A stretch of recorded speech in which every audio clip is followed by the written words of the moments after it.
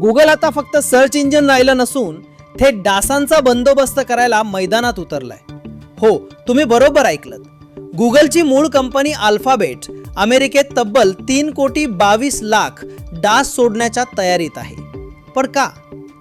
अमेरिकेत waste Nile virus आणि Saint Louis एन्सेफलायटिस या डासांमुळे पसरणाऱ्या जीवघेण्या आजारांचा प्रादुर्भाव वाढलाय. यात प्रामुख्यानं क्युलेक्स प्रजातीचे डास कारणीभूत आहेत. याच डासांचा खात्मा करण्यासाठी गुगलनं आपली लाईफ सायन्सेस कंपनी व्हेरिलीच्या डीबग प्रोजेक्ट अंतर्गत हा प्लॅन आखलाय. आता तुम्ही म्हणाल, डास सोडल्यानं डास कमी कसे होणार? तर गुगलचं हे डास साधे नसून ते वोल्बाचिया नावाच्या जीवाणूनं संक्रमित केलेले केवळ नर डास आहेत. महत्त्वाची गोष्ट म्हणजे नर डास माणसांना चावत नाहीत. जेव्हा हे लॅबमधले नर डास निसर्गातील मादी डासांशी मिलन करतील तेव्हा त्यांच्यापासून तयार होणारी अंडी नष्ट होतील. परिणामी डासांची संख्या निसर्गतःच वेगानं कमी होईल.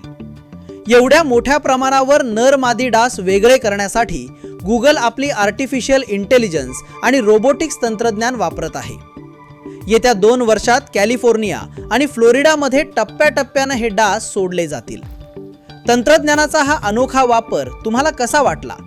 कमेंट करून नक्की सांगा आणि अशाच माहितीसाठी फॉलो करा.